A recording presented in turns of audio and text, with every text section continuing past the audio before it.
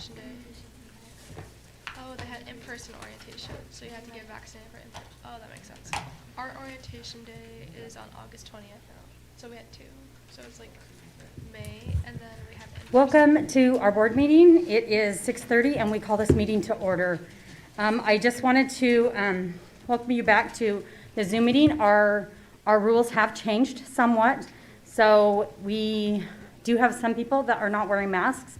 If you have had the COVID vaccination and gone through the waiting period that is required, then masks are not required. So by not wearing masks, we assume that you have gone through the vaccines. So with that, we will have our flag salute.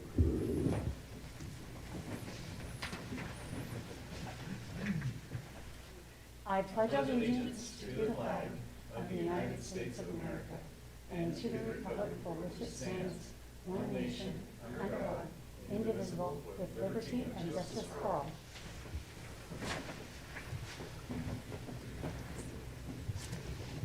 Thank you. Mrs. Richardson, can we have a roll call, please? Jamie Phillips. Present. Scott Lerman. Present. Jesse Campbell. Present. Steve Christensen. Present. Sherry Lincoln. Present. Teresa Hernandez. Present. Michelle Ling. Present. Krista Martinez. Present. Thank you. It has been a long time since we've all been together. I think sports must be over or close to over. It's good to see all of our student reps here. Moving on to approval of the minutes. I would entertain a motion. Madam President, I move to approve the regular meeting minutes of May 25th, 2021. I second it. We have a motion and a second to approve the meeting minutes of the regular meeting minutes of May 25th, 2021.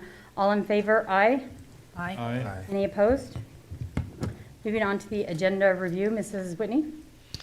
Board President Phillips, there are no additions or changes to tonight's board meeting agenda. However, we will be requesting an executive session under 4231.10(1)(G) and I.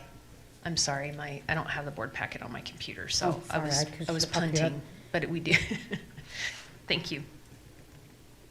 31G and B, that's what's on the board packet. It says B and G. B and G, B for land and G for personnel. personnel. Yes, I thank you. apologize. No. So now there are no special recognitions tonight. We've sure had some wonderful special recognitions later, so we appreciate those, even though there isn't one this evening. Moving now to audience comments, I just want to remind you that these meetings still are in Zoom and in person, and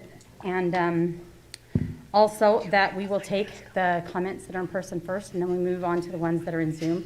We are still going to follow protocol and clean in between commenters. So if you would wait until I indicate for you to go up, we would appreciate it while they clean. So we will now open it up for audience comments here in the room.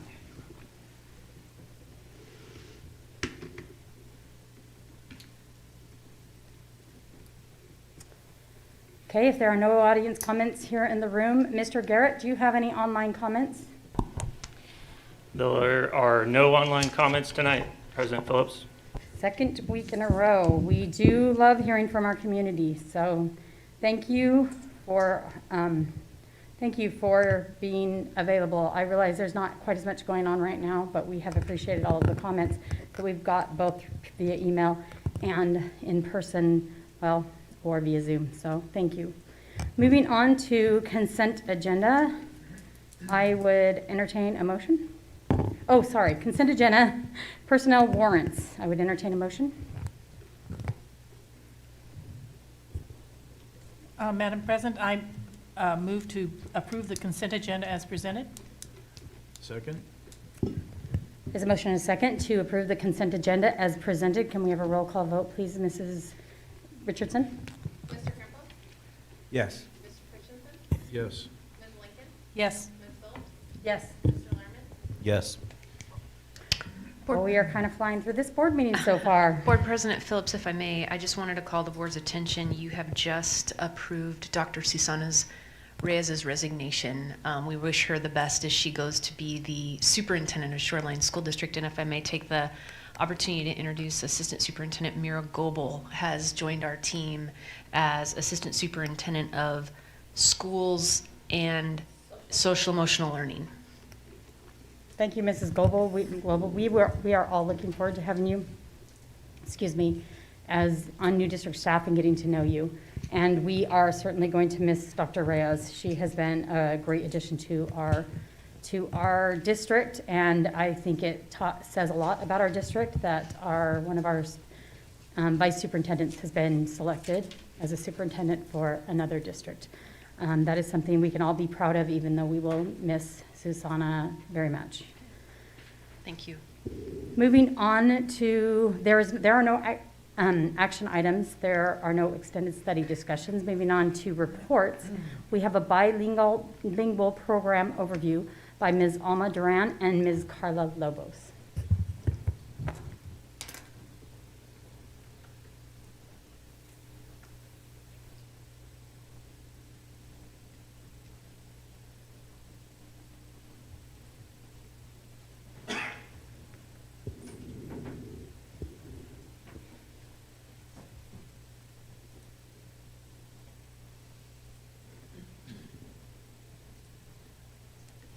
Alma, you need to unmute.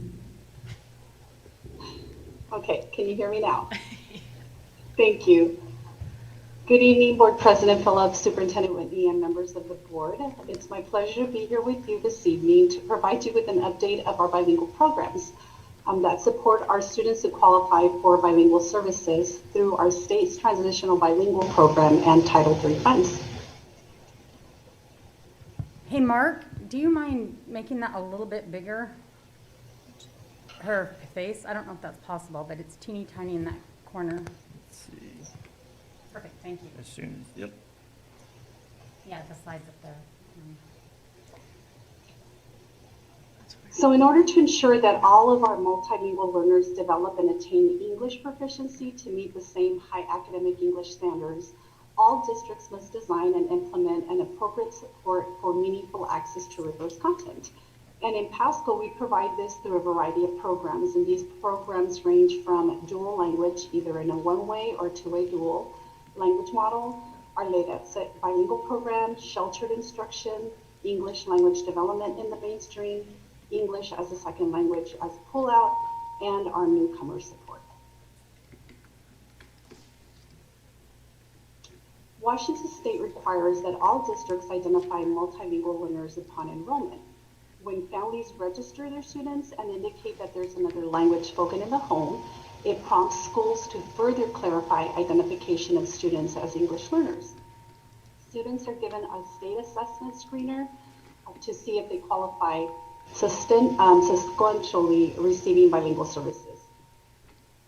Our state has used the Alpha 21 screener to identify our students. However, beginning in August of this year, this upcoming school year, we'll be moving to the WIDA screener. The graph that you see in front of you is a snapshot of our bilingual students who have been identified by the screener and qualify for bilingual services. It's broken down by school and grade level.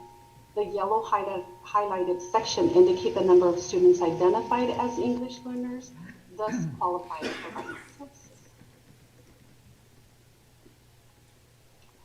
Next is an example of one of our bilingual programs that supports our newcomer students. And our newcomers are students who are recent arrivals to the country within the last 3 years.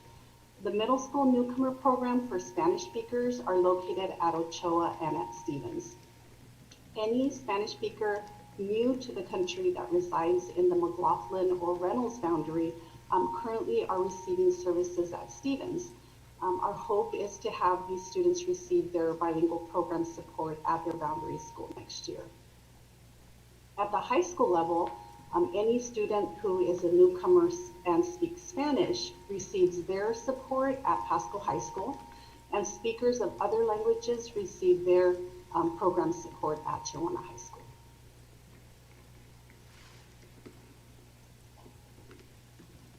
So this is an example of the instructional delivery model that a newcomer would receive. The difference here is that we look at the service that they need based on the years in program. So for example, if you have a student who has arrived in our country at grade 6, they would be considered year 1 in program, and schools would structure their schedule so that they receive set content support in science and social studies, and then English language development in literacy and math. Any newcomer whose primary language is Spanish also receives Spanish language arts in their first language. And based on research, it takes students who are learning a second language 5 to 7 years to acquire English language proficiency. And this instructional model provides the supports needed to do so.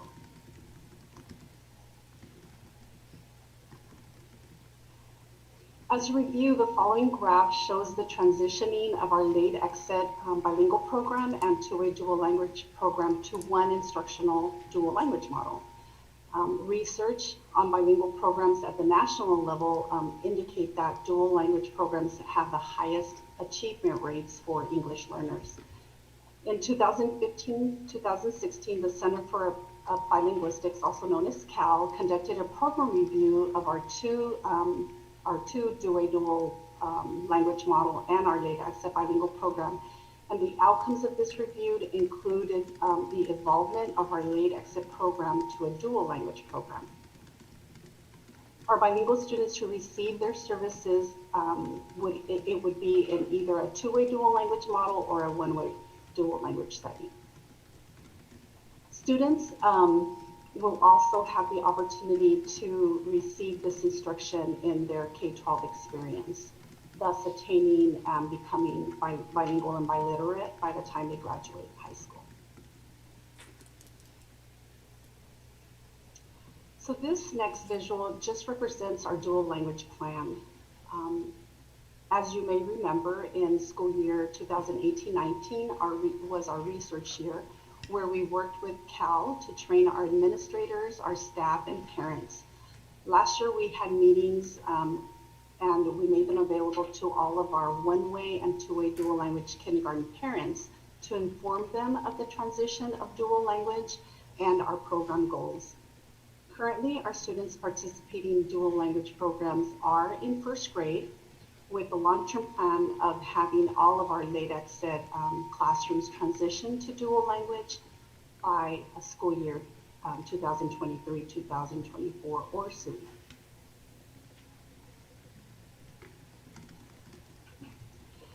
And at this time, we would like to thank you as school board members for your unanimous support in the expansion of our one-way and two-way dual language program.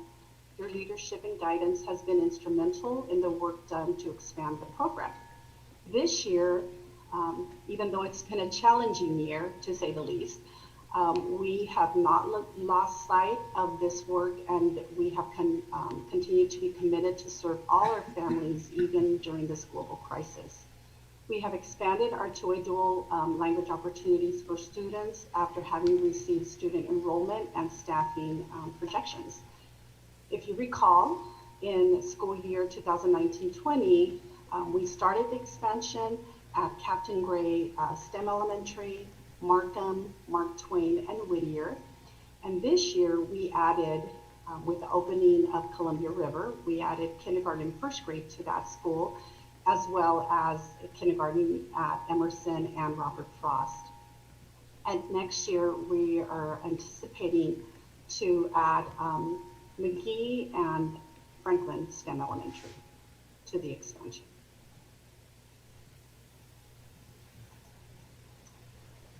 We will continue to engage staff by exploring programs phased in by grade level, provide professional development, as well as begin secondary planning and development. We continue to work with our administrators and staff. And this coming school year we'll begin the work with Dr. Jose Medina, focusing in a C6 teaching framework. And Dr. Medina is one of the authors of this book, The Guiding Principles of Dual Language, which is a resource that we use here in Pasco for dual language instruction.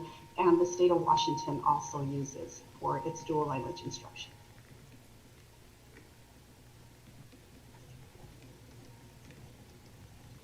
Currently, we have planned for professional development for administrators and teachers around the topics of serving the needs of emergent bilingual students in dual language programs, as well as the C6 framework mentioned. And we're beginning that work with administrators at our retreat in August, and then following training for teachers.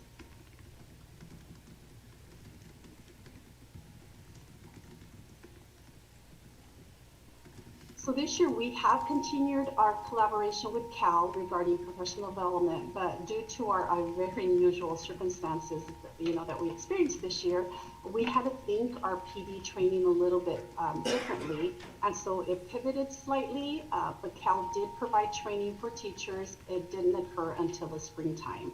So the trainings that you see here listed occurred in March and ended last week. Of course, our trainings, the trainings they provided looked a little bit different than in the past. They occurred in a week span of time ranging from 2 to 3 hour sessions, all in the evenings, and they did occur all virtually.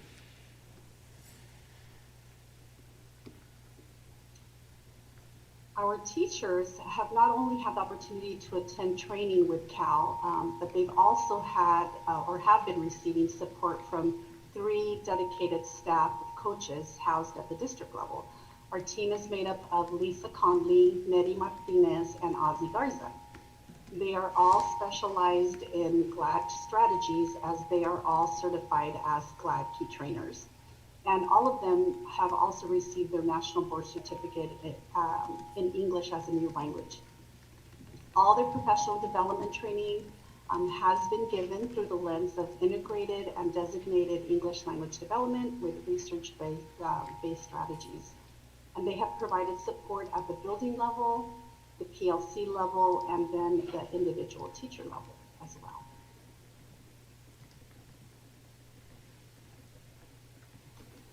So because as a district we are committed to language development for anyone who wants to learn language, we have increased the availability for students to receive high school credit beginning in middle school. So even students who haven't participated in our bilingual programs do have the opportunity to take world language classes in Spanish and receive high school credit.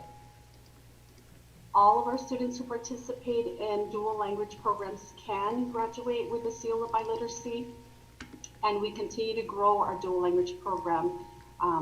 We continue to collaborate with the Bilingual Task Committee to conduct an analysis of our secondary program expansion, as our current first graders will reach secondary level in, believe it or not, school year 2029-2030.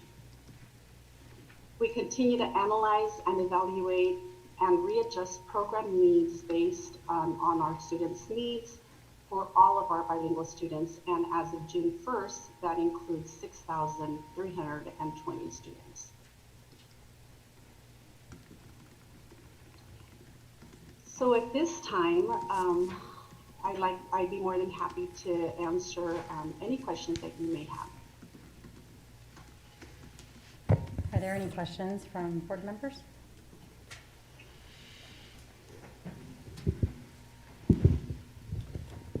Thank you, Ms. Duran. I have a question. So in the last 2 years, we've brought, 7 new schools on, added dual language at the kindergarten and first grade levels at those schools. What kind of enrollment are you getting? Is it more than 100% of people are asking to get in and you're having to turn people away? So in regards to a dual language, yes, there continues to be an interest from our community to participate in the two-way dual language program. And that is based on our English only students, or students who obviously aren't second language learners. We do continue to have a waiting list in certain schools, but again, enrollment is based on the number of Spanish speakers that we have there. So once we have more spaces available, then we continue to add. students to the list. So all the schools have waiting lists, or are there some schools where you don't have enough English language learners at this point? Yeah, there are schools mostly in the east side and central that don't have enough English interest or interest from English students, families. In the west side, we have more, we have a lot more students who are English dominant that express interest. So if you don't have enough English speakers that have the interest, are you able to backfill with additional Spanish speakers, or do those slots go unfilled? So though if we don't have sufficient English, to, those classrooms would be considered a one-way dual language classroom.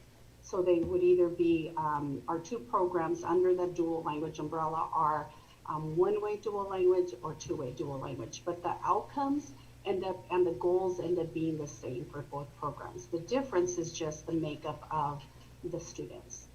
So in the one-way dual language program, will you have 0 kids that are either English speaking or Spanish? Will it be 100% one of the other?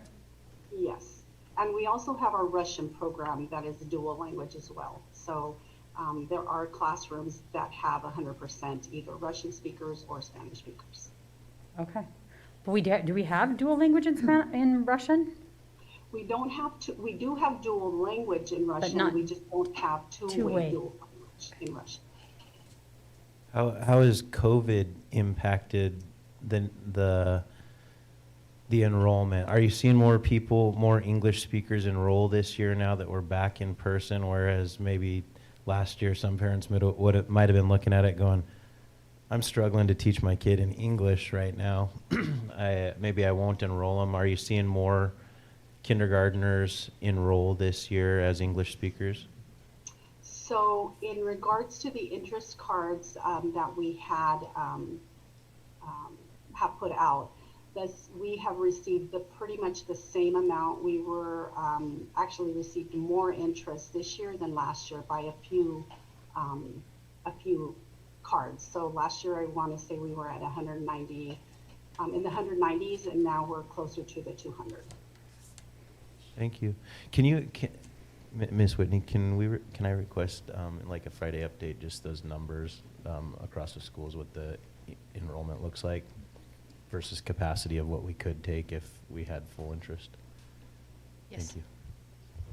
Thank you, Mr. On. Mm-hmm. How do you communicate with the parents and the families about the dual language deadlines? So we work, and we have worked yearly with public affairs, and so we get that information out, blasted through all the social media platforms that are available.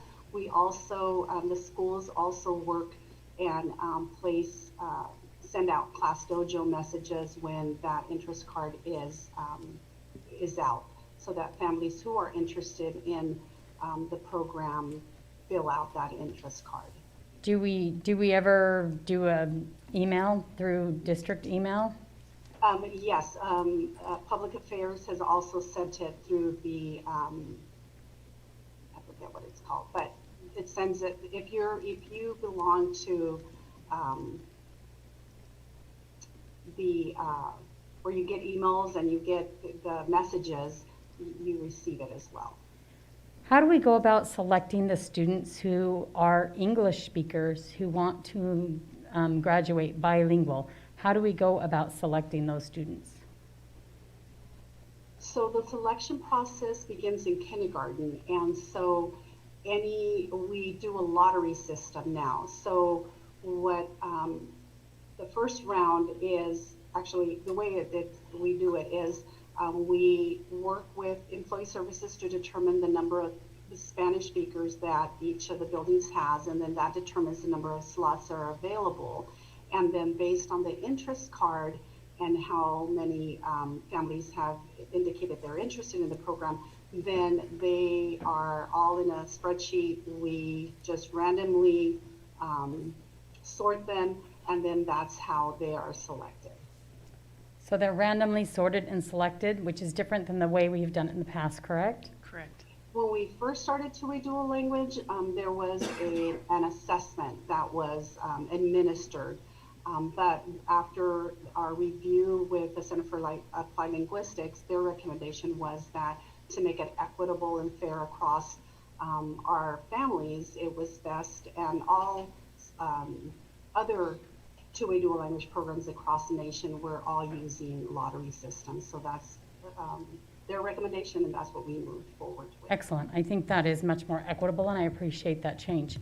The next thing that I was wondering about was, do we have one-way dual language for our English speakers that want to speak Spanish if there are not enough Spanish speakers to make it two-way dual language?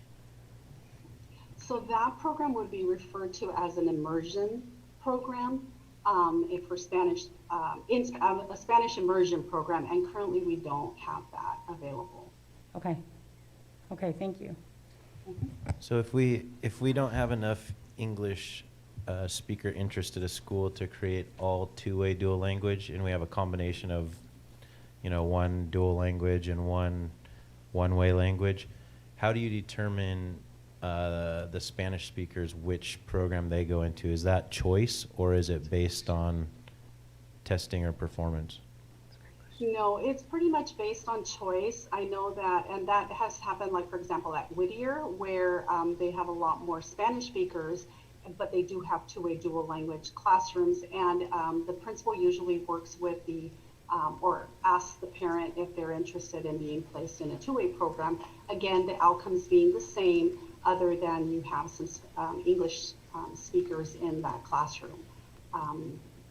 But either a one-way or a two-way dual language program, long-term, the outcome is the same. Thank you. Thanks for that report, Mrs. Duran. I can tell you, I believe we are the envy of the area with our two-way dual language programs, and adding more classrooms is wonderful. So what is the retention in these programs? Are people dropping out, or are they staying pretty consistent? For as long as I've been overseeing the program at the district level, we really have maintained the number of students that have entered the program. In regards to our English speakers, we always, I am always fielding calls from parents in their students, their children's first grade year to see if there's openings, and there hasn't been. So families are really staying because they really see the value of the program. In regards to our Spanish speakers, there's always, of course, kids come and go, families leave, they migrate, but the numbers pretty much have stayed the same in our district. Now, there are currently classes in the middle school and high school for those who started years ago, correct? Yes, there's still support for students in the two-way who have been part of the two-way dual language at the middle school, and this next year, McClintock's fifth graders will now be moving into Reynolds, so there'll be an increase of two-way dual language students, because currently we only had our Angelo feeding into McLaughlin, which now is at Reynolds, and next year McClintock is coming on. I'm guessing those programs look different because education is different at the secondary level. But most of those students, when they get to that point, are they pretty fluent in their new language, or do they continue in these programs even after they get to middle school? Or so there are opportunities for students to continue the development of the Spanish language at the middle school level and at the high school level.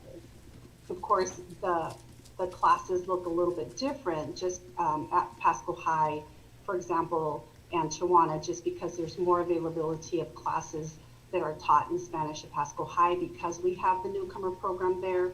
And so class availability is a little bit different at both high schools, but there are opportunities for the students who are in the two-way dual language programs to receive Spanish classes so that they can continue to maintain Spanish. Yeah, I think that's And critical. a lot of them take the seal of biliteracy, and as you'll know, or you'll hear this Saturday at graduation, there'll be a lot of students graduating with that seal of biliteracy. So that's a great thing. That is an amazing thing. Hey, along that line, I would love to know if you feel there are enough of those classes at the middle schools and high school, or is that something that we as a district are still working to add more to? Are you referring to the Spanish selection of classes? The Spanish selection. I realize there's more at PHS than there is at CHS, but is it something that you feel like we could use more? I know it's hard to find Spanish-speaking teachers. Is that something you feel we would need more of, or do you feel like we have an adequate amount at each school, or is it something you're working toward? So it is something that we're working towards, and that was the whole that dual language plan that we had, because we know that we're growing our program and that opportunity for our students. So by the time they get to middle school, they'll have more opportunity. So we're growing it, and of course, it's always based on the teacher, the number of teachers that we have that are able to teach courses.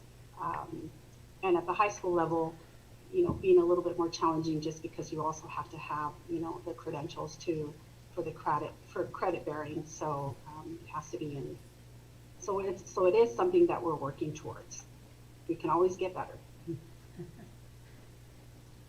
Steve, did you have anything else? Just thank you again for the work. It is a wonderful program. I think beneficial to all of our students. So thank you. Thank you.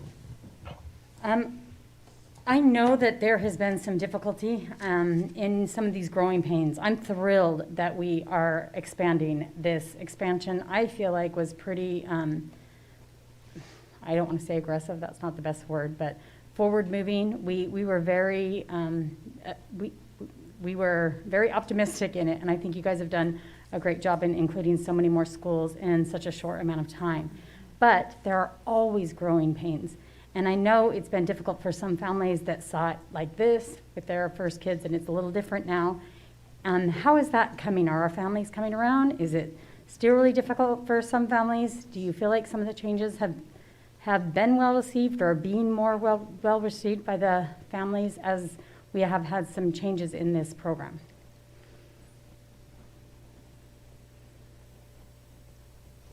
Was that not a very clear question?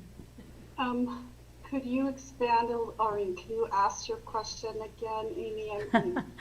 So I know there's been, with the expansion of this program, I know there have been some families that have struggled with it. They don't like some of the changes that have happened with the expansion. I wondered if that has gotten better or worse. Are some of those needs being addressed? And I want you to know, I realize every time you change something, there's growing pains. So from my end, at the district level, I haven't fielded questions around, parents being unhappy about the dual language program model. It's been more as, we need more opportunity, and so they want to participate in the program. So I haven't fielded questions of, families not being happy. Okay. Not sure at the building level.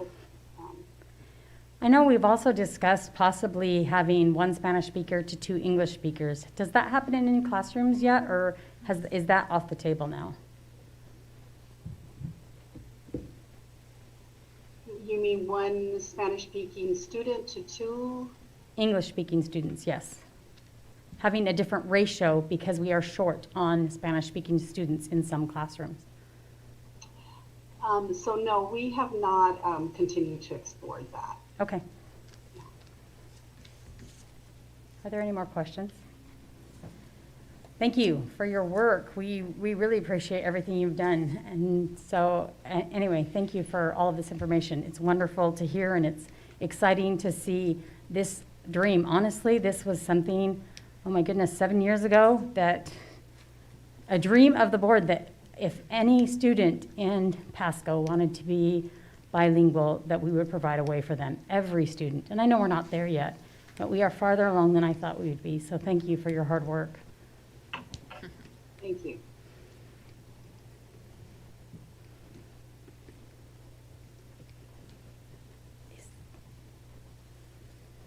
Mrs. Lobos, are you going next or? Oh, that's it. Okay. You were on the docket, so I was just wondering.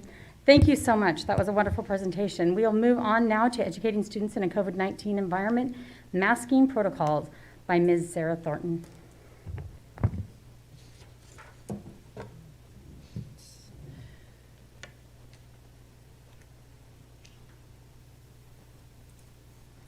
Good evening, Board President Phillips, board members, and Superintendent Whitney. If you would give me, stand back here, give me just a minute.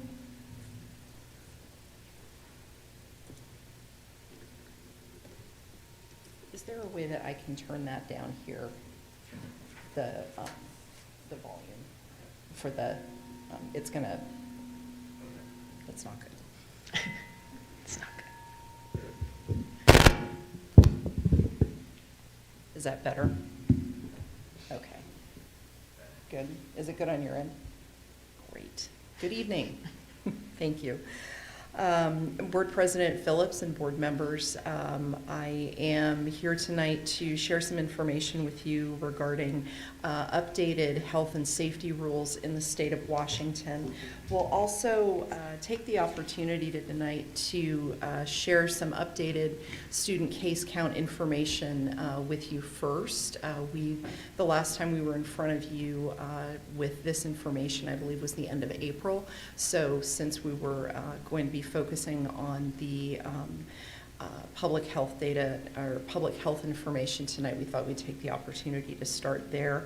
But primarily the focus of the discussion this evening will be updated rules that have been released by both the governor's office and various state agencies over the last couple of weeks that impact employees, that impact our school buildings, that will also have some impact to upcoming graduation ceremonies and, of course, the board meeting tonight.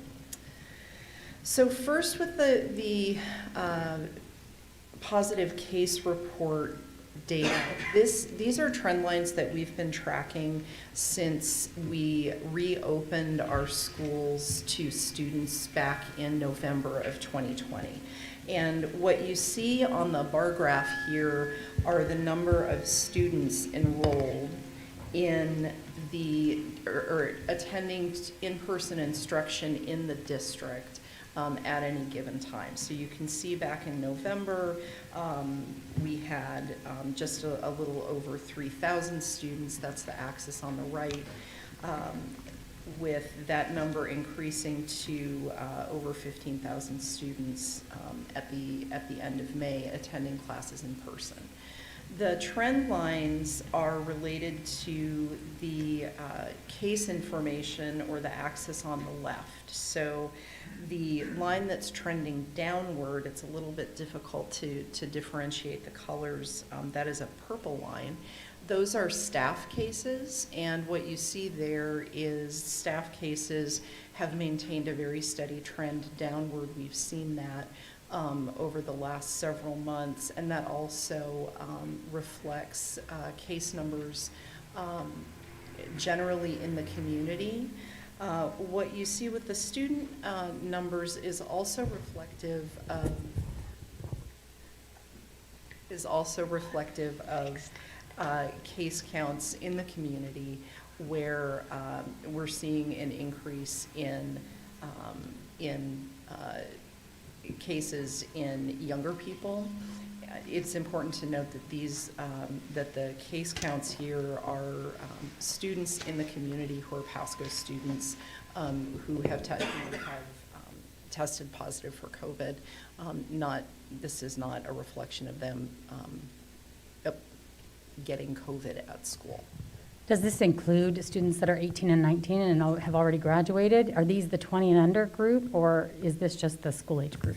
This is just, this is not sorted by age. It's any student in the district. If they are enrolled as a student, they're included in that student number. The other piece of data we've been keeping our eye on, and I know this has been of interest at various times over the last couple of months, are the reports of student contacts. And what you see here is broken out by each week. The blue column are elementary students, the orange column are our high school students, and the green column are close contacts within our middle schools. So the elementary schools overall have been steadier, and they've had lower numbers. Both the middle school and the high school numbers have fluctuated over the weeks, but both of those do tend to look like they're trending downward as we're closing out the school year. So we think that that's, trending in the right direction. So if there aren't any questions about that, I will turn the focus to the changes in our COVID rules. Steve, did you have a question? I do. Can you go back to those Absolutely. slides previously? And one more. All right, I can't see, is that a dot? On the far right column, or far right key there, is that 16.5 at the top, 15 point? That is 16,500, and that is the number of students. That is not the number of cases. That axis is the number of students who are attending in-person classes in the district. All right, and so we've got 10, starting at 10, looks like, and it's going up to 18 approximately. Between 10 and 20. And that is positive cases reported in Pasco students. Correct. These are students who have been tested. They've had a test and tested positive. Correct. And that's either a confirmed report from a parent or guardian calling in, or that could also come from the health department. Sure. Okay, and I've asked this question before, and I'm not sure there's an answer to it.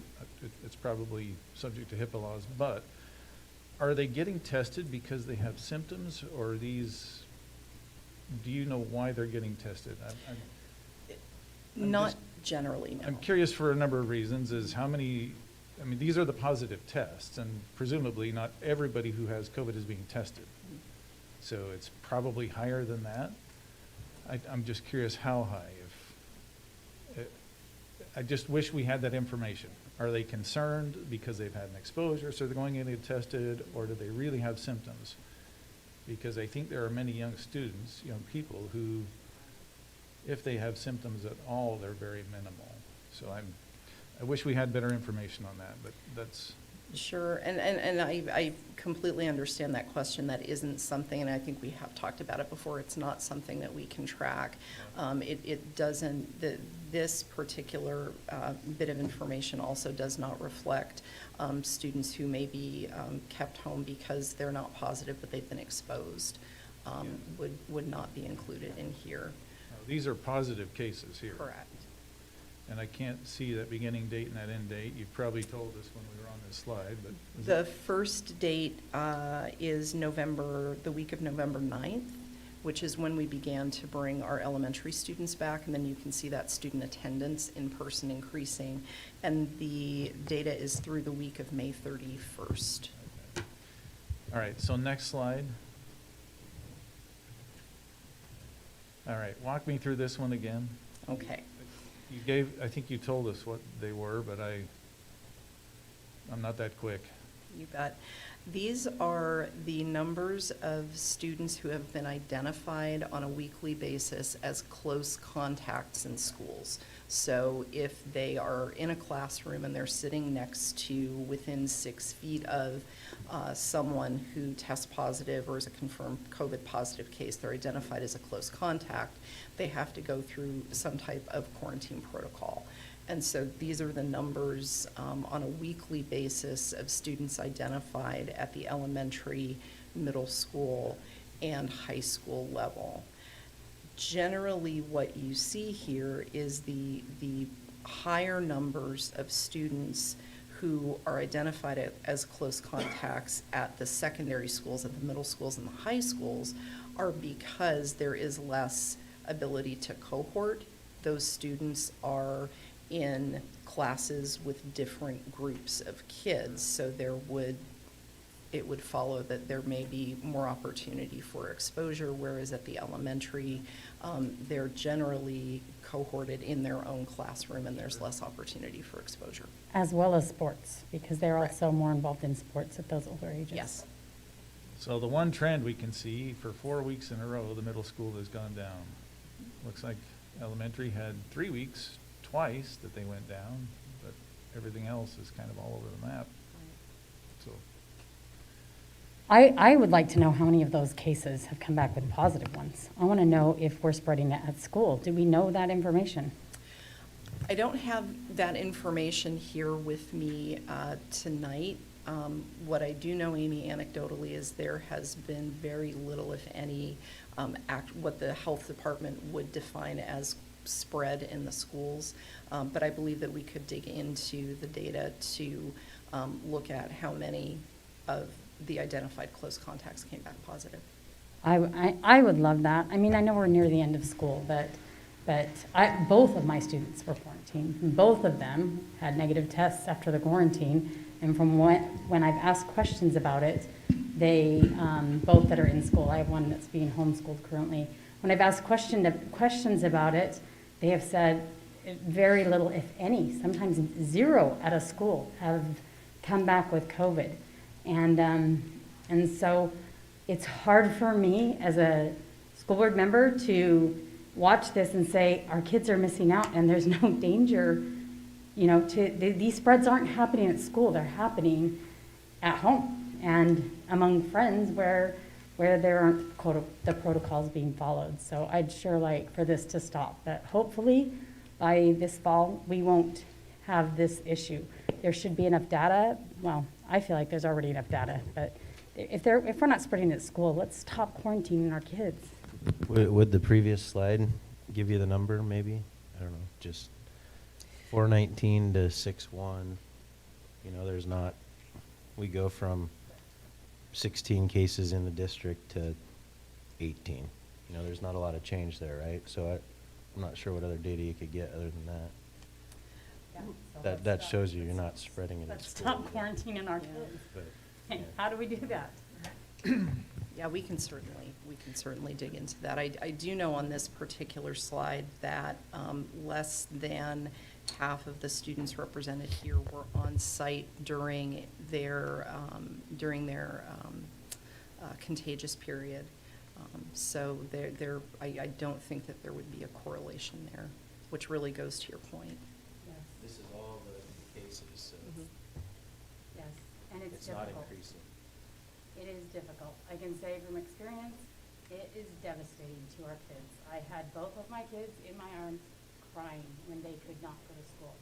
It's difficult. And I think sometimes having that picture of what it's really like is important. These kids have missed so much school. So anyway, if we can get away from this, we need to, even with 2 weeks left. Actually, probably only 6 days. all right. But who's Next counting? fall, please. Let's stop. All right. So before we can finish out the school year, we do have some updates to the public health rules that came out at the end of May and the beginning of June that do have some impact to us now, and so I'll turn our focus to that. The primary source of the changes is the Governor's Emergency Proclamation 2025. Version 13 is what we are on now, and it was updated on May 21st.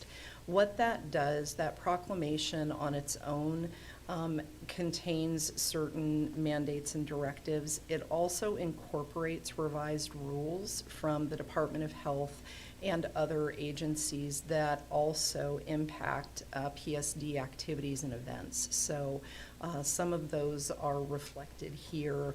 I know that frequently we'll get asked about certain rules and mandates that we have to follow, and the way that that rolls out to us from what would otherwise be State Department of Health guidance, for example, becomes a rule because the guidance is incorporated by reference into the governor's proclamation as mandatory. So that's in certain cases, that's what we're dealing with here.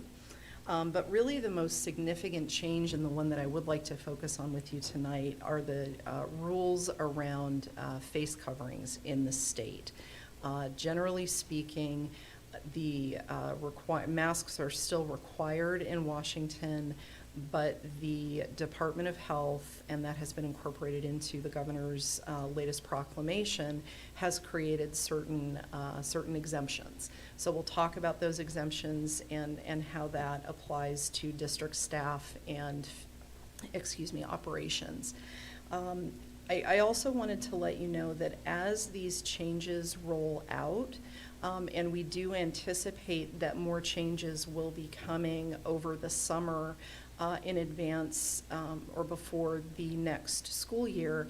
As these changes roll out, the district's approach, unless of course you direct us differently, but the district's approach will be to modify our procedures and policies in a way that allows for the maximum amount of flexibility that's allowed under the rules.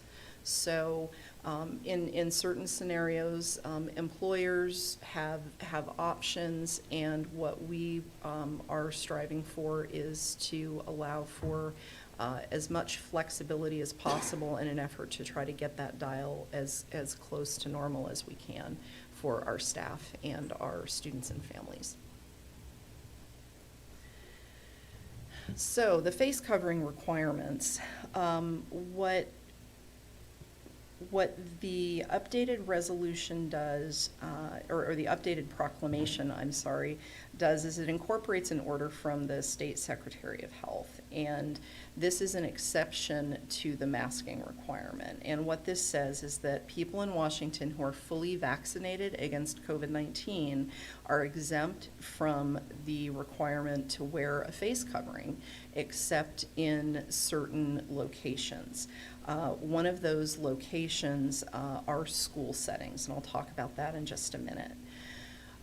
For employers in Washington, for masks to be optional for staff, employers must either require proof of vaccination or a self-attestation before allowing employees to work without a face covering in locations that are not healthcare settings, correctional facilities, homeless shelters, or schools.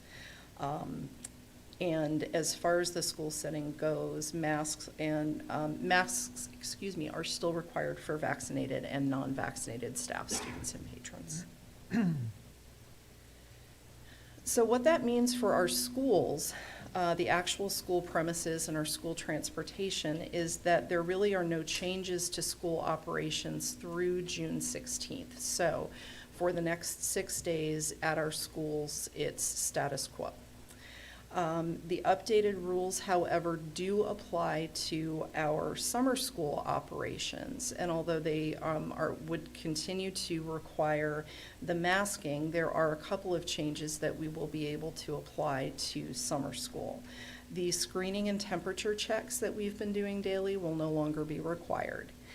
The other change is in regard to 3-foot distancing. The 3-foot distancing changes to being required to the extent possible. So if a school or a classroom needs to accommodate more students than 3-foot distancing would allow, the classroom is allowed to do that.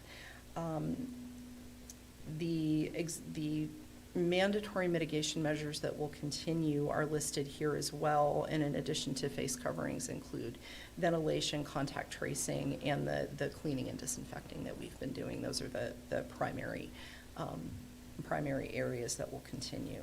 And like I said, and it says so directly in the updated rules from the health department, we do anticipate further changes to these rules before the 21-22 school year begins.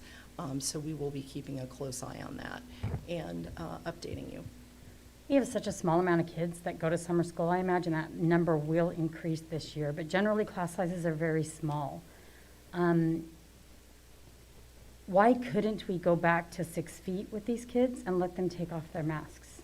Is that a possibility? Have you talked to the health problem about that? So under the existing rules, it's a possibility for it's available to anyone who is outside and can maintain 6 feet of distance.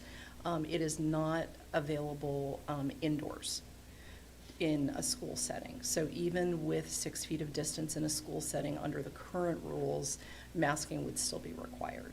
If the students were outside and were able to maintain 6 feet of distancing, masks would not be required for anyone regardless of vaccination status.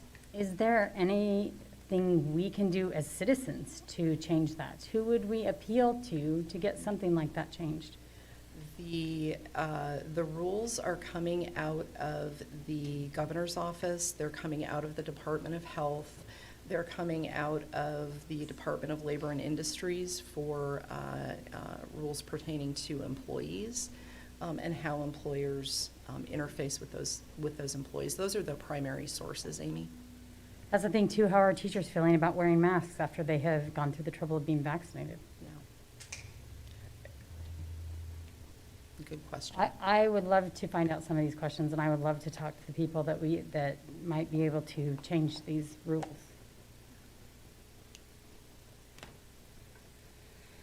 Okay. So with regards to district staff, there will be some options for district staff. All district staff, including those who are fully vaccinated, as I said before, are still required to wear a mask when they're at school locations. However, masks become optional for staff at non-school locations if the staff member is fully vaccinated and they complete the district's voluntary attestation form that Mr. Garrett and his team have have developed, and we're very grateful to them for doing that so quickly. Non-school locations would be places like here at the Booth Building, the Henry Street Building, Building 210, places where we're not holding classes for students. And fully vaccinated means that 14 days has passed since a person's last dose of whatever vaccination series they're on. So if they did a 2-dose series, it would be 14 days after their second dose of that series. This requirement would apply to our staff and our volunteers. When I refer to staff, I'm referring to employees and paid employees and volunteers together. As I referenced a couple slides previous, the voluntary attestation is a requirement. We do, as an employer, have to verify vaccinated status in some way. This is the least, what we believe is the least intrusive, least restrictive option for us available to us to utilize to be able to extend this opportunity to staff. So the voluntary attestation information, it's a one-time online form. The information is accessible only to the risk manager, and it's only for retention purposes. That information is not released or shared with any outside entity, and would only be looked at basically for compliance purposes if L&I came in and wanted to verify that we were in fact checking and following that rule. Staff, however, will not be required to provide a vaccine card. Supervisors will not be required to verify attestations. We will take people at their word that they they have filled out the form. So, can I ask a Of course. question or two here? So, all right, so there's the attestation. When you say will not be required to verify attestations, in other words, they're not required to verify that that person who is not wearing a mask has indeed filled out an attestation. Correct. And let's assume that somebody doesn't fill out the attestation, shows up not wearing a mask. Are there going to be any audits done to, like, okay, everybody in this room, everybody who is not wearing a mask, we want to just stay where you are. We're going to go back and grab the attestations and just confirm. Anything like that going to happen? That is not something that the district would do. It is not something that there is any indication at the state or local level that they would be doing. The only verification that is mentioned in the discussions around the guidance is if sometimes L&I will come into an employer for any of a variety of reasons. They want to make sure that your material safety data sheets are in line. They check lots of things. So if something like that were to happen, they would want to see, our understanding from the state is that they would simply want to see that we have a process and that we are utilizing a process, but not actually dig in and look at that information. So it's conceivable that staff members, board members could show up, not having filled out an attestation, just knowing that if we're not vaccinated, we should be wearing a mask, and that nobody's going to say, okay, going down the line, did you fill out an attestation? So it's conceivable that people would show up without that. It is possible. I'm not suggesting that anybody would do that, but it's possible that that could happen, We trust that they will not. okay? But And- teachers are required to have an attestation every day. Is that not correct? That's a different process, Amy. Okay. Right now, up until this recent change to the rules, the daily health screening has been required, and that is simply a verification that you don't have, that you're okay to be at work, you don't have symptoms of COVID-19, et cetera. We will no longer be requiring that on a daily basis. That is a change in the rules, but that is separate from this vaccine attestation. That's not till summer school, correct? Did I not understand? Okay. And the other part of this is, let's assume somebody does that, the consequences of this are as yet undetermined. Please put your mask back on or go get a vaccine. Okay. Thank you. No further comments at this point. I thought that kids at school could take off masks at recess if they were 6 feet apart. Is that still the case? Yes. Okay.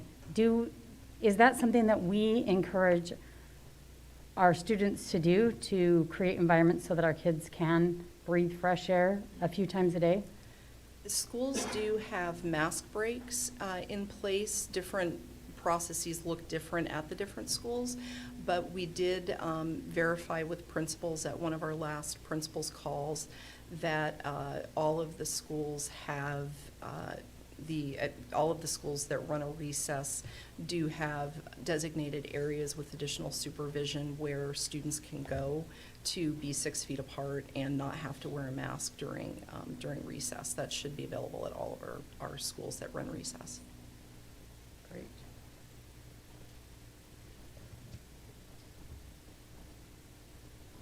So this is just a little picture of what the voluntary attestation would look like to a staff member who logs into what they're currently using for the screening form. When they see the employee screening title, there's a green button toward the upper right-hand corner that says voluntary vaccine attestation. If they click that button, they will get to this page that explains the requirements and gives them the opportunity to make that attestation if that's something that they choose to do. It's not required. They simply have to follow the rules for unvaccinated people. If they would rather not submit the attestation, that's completely up to them. But if they do want to submit it, they would check the box, click the submit button, and then what they get back is the page with the green area down toward the bottom that says thank you for submitting your attestation. And if they log back into that employee screening page, it shows that their attestation is complete and they would not have to fill that out again. So real simple process for folks. And I completed mine, I believe I completed it yesterday, so that's why I, as a staff member, am able to be in front of you tonight without my mask. So. Before I move to the public meetings piece, any other questions about that? We're not done on masks, are we? We are done with talking about it for staff and students. I'd like to talk about board meetings and graduation, but I can. Okay, no, I Okay. just want to make some comments on masks at some point, and I'd rather wait till the end of your presentation. Okay. Again, just to reiterate, the expectation is, and I think by law, those who are not vaccinated and have not filled out an attestation, or that are vaccinated and have not filled out an attestation, the expectation is that they wear masks. Correct. But nobody's policing that to verify that they have filled out an attestation. Correct. So, and the consequences of that are probably going to be minimal. Please put on your mask. Is that a fair statement? It's hard to speak to, I'm an attorney, Mr. Christensen, I so I get it. can't speak to the I- consequences without knowing all the, the circumstances, but And generally I don't mean to put speaking, you in yes. a position to do that, but I just want to, Yeah. I want it clear that the law, and again, this is, I'll speak to this later too, but it's very frustrating that where this law comes from, or where this directive comes from. But the expectation is that we wear masks, and basically that's the law, which I will address later. But if we don't, nobody's out there policing this. There's not going to be any app that has attestations on it that you're going to walk up to and say, Mr. Christensen, I don't see your attestation here. $100 fine, or so many days in jail, or whatever. It's, okay. So, just FYI. But the expectation is that you're wearing a mask if you're not vaccinated and if you have not filled out the attestation. Correct. Thank you. So just real quickly, I will close by talking about our open public meetings and then our public events, which we have graduation palooza coming up over the next few days. So for the open public meetings, this includes board meetings or any other official public meeting that we would have to advertise under the Open Public Meetings Act. The remote meeting, so the Zoom option that you see here, is still the default required meeting. It is unlikely that that will change until the emergency proclamation expires. That's just the conventional wisdom at the state level at this point. So the rules, though, do change for patrons who are attending a board meeting. If members of the public who attend may opt not to wear a mask, again, if they're fully vaccinated, and we will be posting signs at the entry to the meetings letting folks know that. It's a little bit confusing here. The updated rules do not require us to verify the patron's vaccination status, but there is a requirement on the person attending the meeting that they need to be able to provide proof of their status upon request. So some jurisdictions have reconciled that by going ahead and requiring verification of the status. I don't read the rules that way. I've looked it over carefully. I don't see that in the guidance at all, and so I don't see that there is a requirement for staff to request proof from patrons, and so our procedures, unless the board directs otherwise, would be that district staff would not be requesting proof from patrons, and we would be, again, trusting that they will follow the rules. What is it? But proof must be provided if requested. If requested by who? Anybody? Just district staff?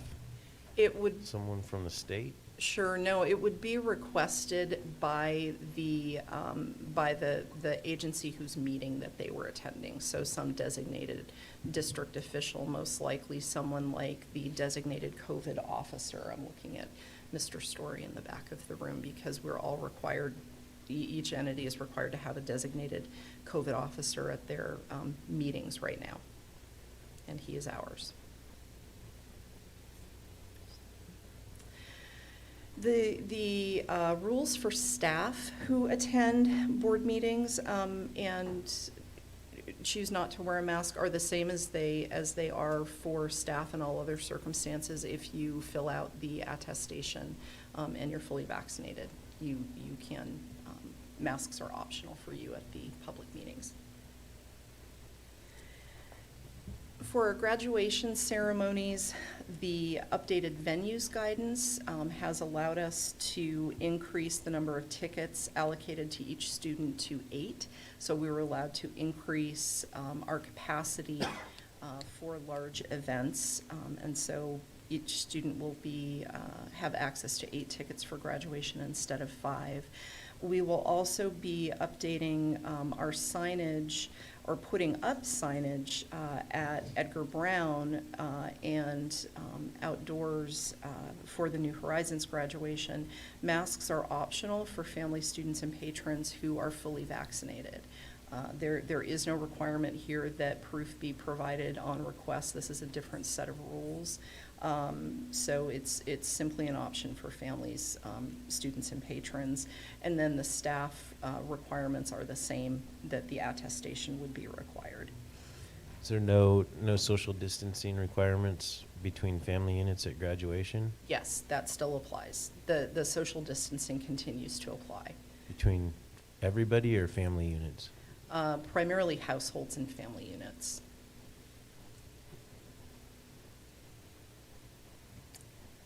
I believe. There will be nobody policing that, right? Correct. Correct. We'll have some pretty big families in our district, I'm sure. So that is that's the updated information I had for you this evening. What questions can I answer? Or what other information can I get for you?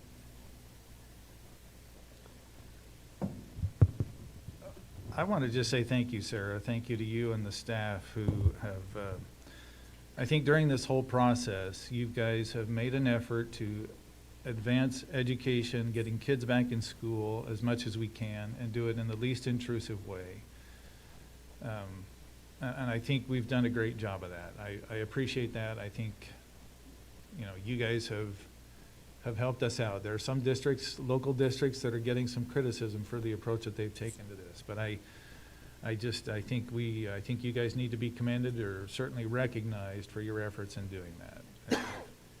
You fought for students, I think, every step of the way, working with the health district to get their input and buy-in, and so I think I think it's commendable. So thank you for doing that.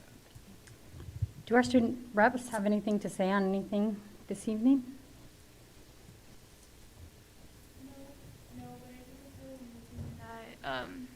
We're getting more and more familiar and comfortable with our graduation this weekend. So thank you for everything you guys have done, and I'm really excited to see how everything goes on Saturday. So. Yes, I'm very appreciative of every single one of you here. You all have made my senior year a lot better despite the circumstances. I'm so grateful to be a part of this team. I also wanted to say thank you, and I'm really excited to see what graduation brings on Thursday.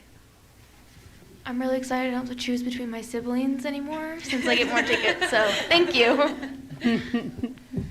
On that note, if I could just recognize Steve Story and the incredible operations team. They have not only made graduation happen under probably the most complex set of circumstances we've ever seen, but they have continued to do that throughout the year. And I might get, I see you. I might get a little emotional. They've never said no. They have just consistently and always just dug in and got it done for kids and for staff, and it's just been amazing to watch. So I thank you, 100% of the credit for that. And you know, I don't want to, I just want to say ditto, and I want to say that's what this nation is all about. We come together and we make it work, and sometimes it's a lot more work than it normally is. You know, originally graduation plans looked very different, but now kids can graduate with their friends. They can bring extra family members. I am so grateful for the changes and helping these kids to have somewhat of a more normal graduation. So my heart is out to you, and it gives me faith in humanity. So thank you.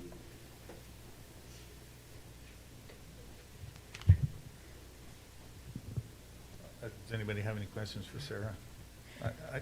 Go ahead. Did you have? No, I don't. I've just got some comments to make on masks. Okay. Then I'll say one more thing. Please let us know. I'd really like to get some things changed for our summer school students. It's going to be difficult anyway. A lot of these kids were the kids that struggled so much during at-home schooling, and kids that were struggling to graduate. If we have a class of 5 or 6 kids, I just don't see why we can't separate desks and let these kids take their masks off. And so, anyway, I would love to know what we can do as a board to make these working conditions and these learning conditions better for our students. Thank you. Go ahead, Mr. Christensen. I'm not going to direct my comments to Sarah, but I do want to comment on masks. So if anybody has any questions or comments for Sarah. Otherwise, I think she can go. Oh, okay. I'll just be Mrs. over Gordon, I don't want you to be dismissed. I don't want you to be the target of what I want to say here. But I do want to speak on masks. I think for me, this has been a frustration from the very beginning, these masks. I have never worn a mask because I believe it is protecting me or anybody else. And I'll go through some of the reasons here. I'm wearing this mask tonight not because I think it's helping anybody stay safe. I'm wearing it because I choose to be here, and that's part of the conditions that I'm here. And our students are doing the same thing. They're going to school. They're required to wear these masks. Is it doing any good? Well, I doubt it. That's not to say that there isn't a time for masks. We've had conditions here where it's been dusty, where we've had smoke in the air, and I believe there are times that people can wear a mask like this, and it does do some good. But for the most part, they're not. They're not effective. If you understand the physics of mask and removing airborne hazards, there's 2 ways to do that. One is filtration. This mask is a very poor filter if we're trying to eliminate hazards, especially the size of this COVID virus. This is not doing much. The other way is dilution. We dilute the hazard down to where it's not hazardous.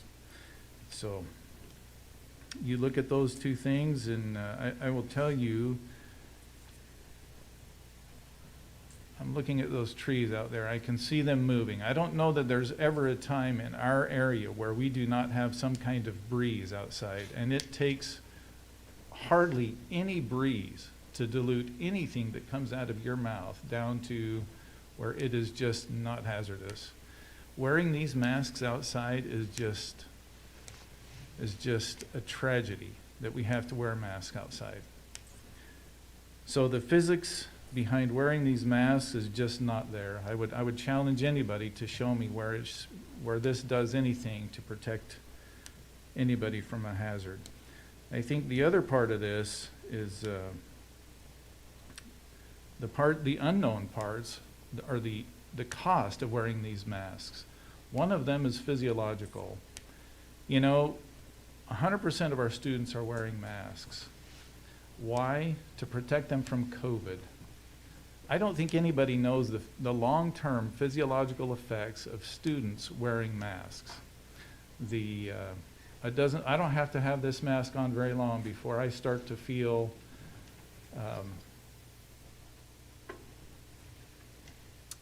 allergy symptoms. And I don't think, I don't wear a mask all day. I've been in here for, gosh, what's been 3 hours now, I guess, 3.5, and it's frustrating. But the long-term physiological effects on students, we just don't know. 100% of them wearing masks to protect, maybe 10% of our students will get COVID. Do we know the long-term effects of that? We don't, but I'm not sure the trade-off is worth it. The psychological effects, we've tried to hide what this is by calling it a face covering. It's a mask. It hides us. It dehumanizes us, and that I think is we don't know the long-term effects of that either. I think it's unfortunate. But the real unfortunate thing of this, I think that's probably the most one, is the dehumanizing, the installation of fear in people that if we don't wear our masks, we either don't care about somebody, or we are putting somebody in danger or putting ourselves in danger. And why are we doing this? We're doing this because the Secretary of Health has written it into one of his orders. Now, who does the Secretary of Health report to? I think there's a board, but he wasn't elected by any of us. The only person we had any input in electing is the governor. Now, I think if the governor wanted to, he could say, Secretary of Health, let's take a closer look at that. But we are getting away from our representative government by having people like the Secretary of Health requiring these masks of us.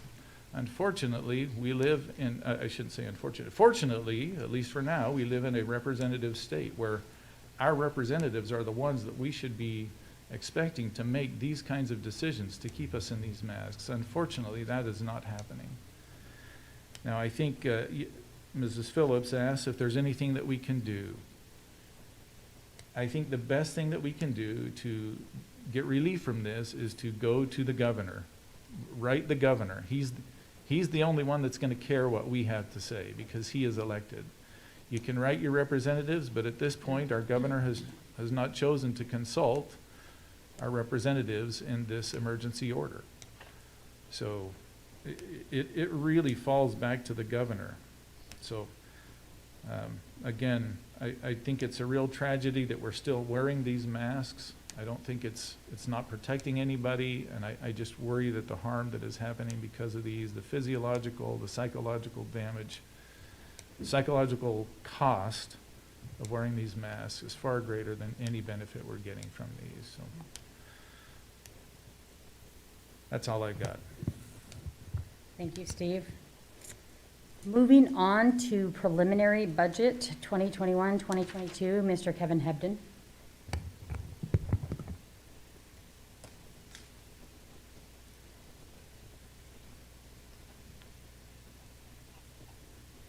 Good evening, Board President Phillips, Superintendent Whitney, and other members of the board.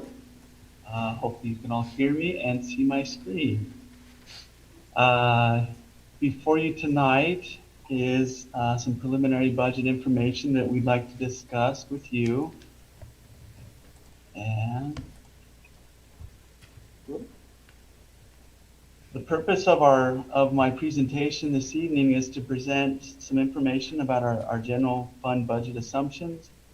I want to talk about some impacts of COVID-19 on our budget forecasting, and also want to talk about some student enrollment forecasts. And then I'd like to get consensus on what you as a board would feel comfortable with as far as what we use for enrollment to build our 21-22 budget. One of our biggest factors in building our budget is that enrollment, as it generates our state funding known as apportionment. We will have discussions about that a little bit later, and as I mentioned, hoping for consensus on what we feel is the right enrollment number to build our budget. As you can see there on the screen, as we always do our salary placements for new hires, we put at mid-level range as placeholders for those that are to be filled. We always take into consideration our fund balance management, and that includes our 5% reserves and any assignments that we have for our fund balance, such as computer replacements, bus replacements, instructional material adoption, and legislative impacts. There's one in there for athletics and BPA, and then the housing of students in classrooms. We're also working to optimize our K-3 class size ratio. I think we're in our second year, or this will be the third year of the state funding districts at their demonstrated level of K-3 class size. Prior to that, they would fund everybody at the 1:17 ratio based on their enrollment. But so that funding has gone back to funded at the demonstration level. So we look to optimize that. You can see the SEB information there, this School Employee Benefit Board. That's our medical benefits. It's going down $1,000 per state-funded FTE to $968 per state-funded FTE. And then we turn around and as a district, we will pay that same $968 per employee per month for each employee that qualifies for the benefits. And obviously the ones that qualify are greater than the ones that the state provides funding for. Another assumption in our budget is the IPD is set at 2% for the 21-22 school year, and that is the pass-through that came from the budget that was passed at the state level. We will be including in the budget considerations additional FTE to address student needs such as social, emotional learning, learning recovery, and etc. In our ESSER 3 funds, there is a requirement that 20% of those funds be set aside strictly for learning recovery. So we will be building that into the budget. And this will be additional staffing units to help in these areas. And these positions are considered non-permanent, as you can see on the screen there. And those will need to be evaluated when the ESSER funds are no longer available. We will build the general fund budget with an eye on the short-term and long-term needs and uses of ESSER funds, as they will need to be accessed prior to August of 2024. Uncertainty exists in what the future holds for school districts and our enrollment, and I'll get into that in the next slide. But it is always our goal to live within our means and supporting ongoing expenditures with ongoing revenues. The budget will be built around the assumption that all students wishing to attend in person will be able to do so, and those that wish to learn remotely can also do so. The creed, if you will, is that every student, every day, to learn. It is important to understand that with the current levy expiring at the end of 2022, we will incorporate levy and levy equalization assistance funding into the out year or the forecasted budgets, as the state requires a 4-year forecast in all the budgets that we submit. So levy and levy equalization will be a part of that forecasted budgets. So I mentioned there's some uncertainty. We are in unprecedented times. There have not been any situations in our history that can provide a benchmark or measurement that will help us to estimate what things might look like. What will the new normal look like for us and all districts across the state in terms of services and programs, staffing levels, and equipment or facility needs. That's some uncertainty there. We are grateful to have the federal ESSER funding that will help buffer the unknowns and uncertainties throughout this budget process, and not only this year, but over the next couple of years, as I've mentioned. Again, I think it's important to point out that ESSER funds are not a long-term solution, and we will need to adjust that funding source as that funding source dies out. So as I mentioned, enrollment is one of the key pieces of our funding source and helps us build our budget. The 2021 budget was built off of the 17,938 FTE. You can see that in the second from the right column down towards the bottom.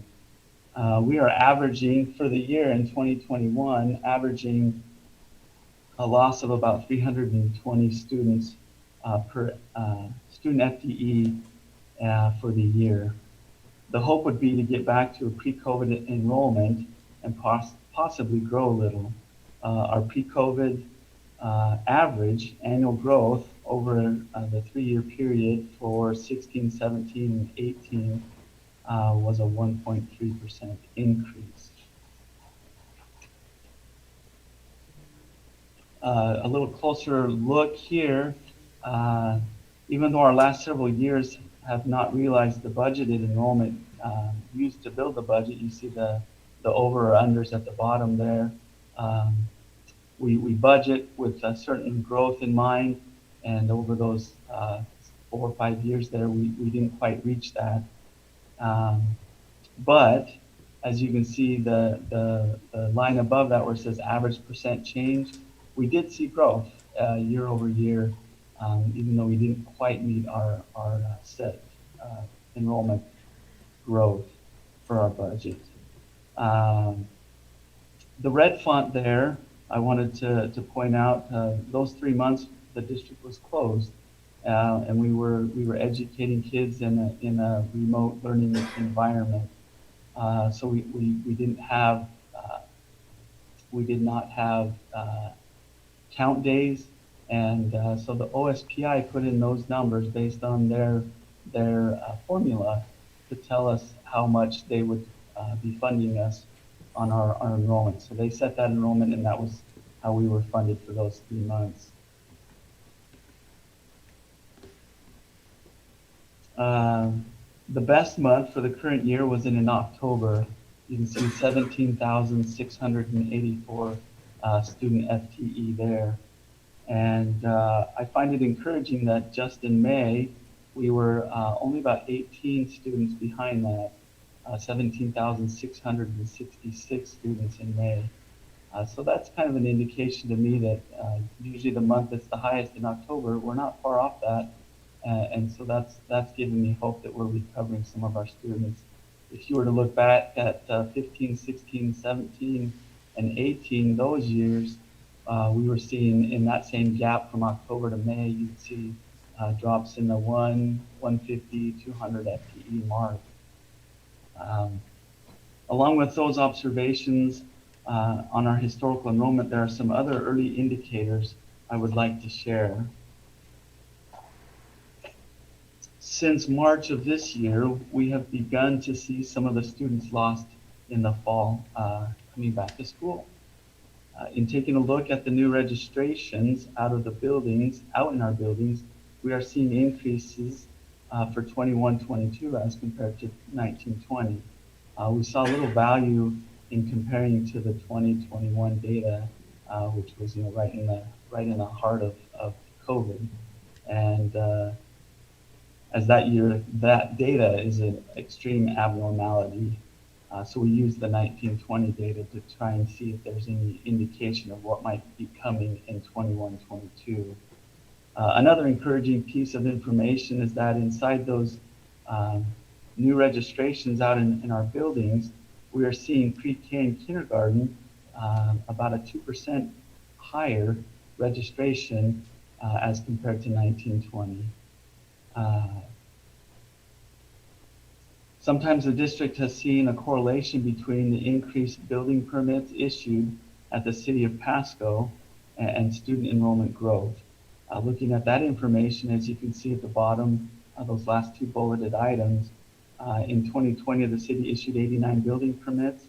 Already this year, the city has issued 121. That's a 26% increase over last year, and we're only 6 months into the year. So we're hopeful that there's some growth coming there.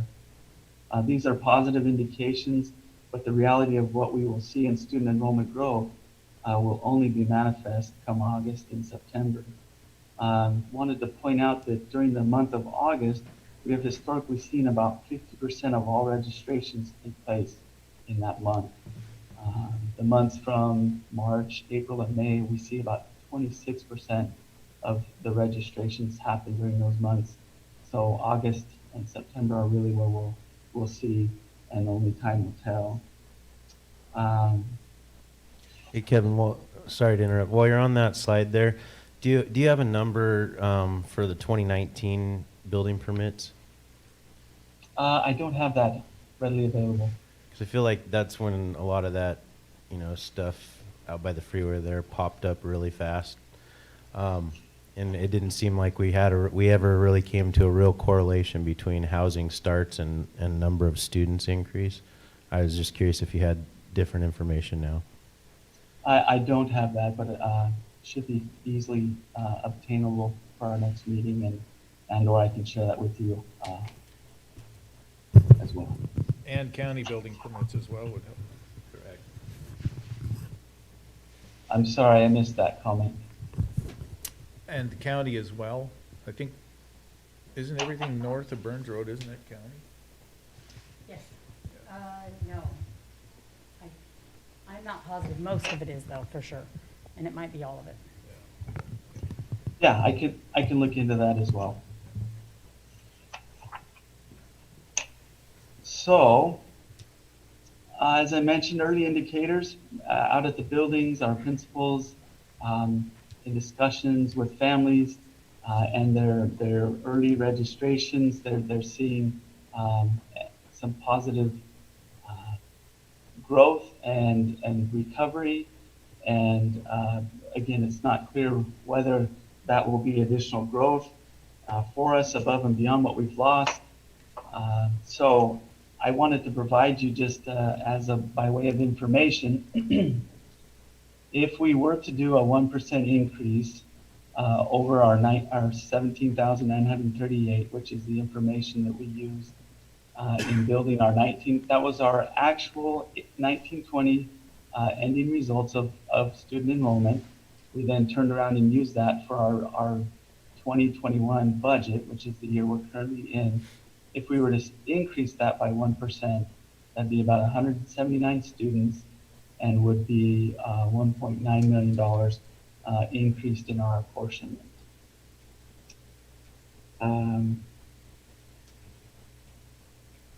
So I wanted to get a sense of where the board might be as to where you feel we should be building our budget. Do you get a sense that we would have an increase? Do you feel that we should just maintain the status quo at no growth? Maybe you've heard some information in your discussions out in communities and with families or whatnot. So at this time, President Phillips, I turn it back to you and open up the floor to anyone that would like to comment and share how they're feeling enrollment might shape out for this next budget cycle. Thank you, Kevin. Because there's so much growth in the county, I believe more so than the city, is that difficult to get those numbers for county building permits this year versus last year? No, I don't see that information being challenging to get unless you're asking for it right now. I want it now. Well, it's probably irrelevant unless you can give us a correlation based on past permits versus students, right? Some of our highest growth years going from like 14, 15 to 15, 16, we have, 700, 800 extra students in a given year. If that correlates to high number of housing starts, then we can correlate housing starts to students. But if there's no correlation, it doesn't really matter for our planning. I believe it does, because for every single house, there is a correlation, and I think it was 0.7 or something. Anyway, there was a number per of additional students for every single house. So there absolutely is a positive correlation for that. I don't know what that number is now, that positive correlation, but I'd still like to see the numbers. I think it would be indicative. Honestly, I feel like we are going to see growth bigger than that. I think that's a conservative number, and I'm fine with that. How does the board feel? I think it's a big number.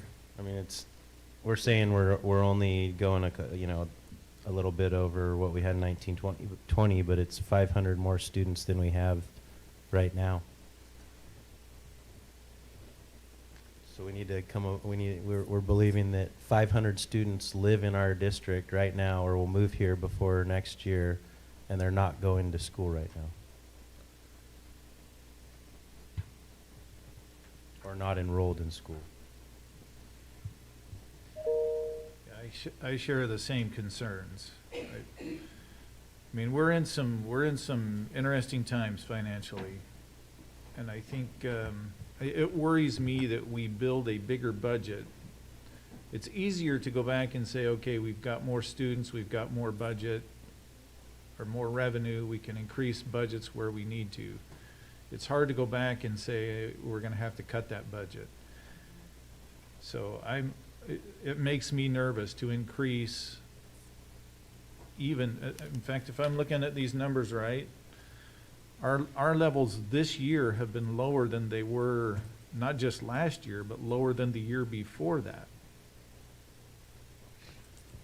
And so to think that we're going to gain back everything that we had in 1920 and add 1%, to me makes me a little nervous. And also, cost of everything is going up. I mean, we got a 2% increase in the coming school year per student, I think, whatever they call it, whatever the basis is, but it's a 2% increase, but I think we're going to see costs go up considerably more than that. So I worry about building a budget, an optimistic budget, when based on these numbers. So, I mean, I would be okay if we just held it at this year, but adding 1% makes me nervous.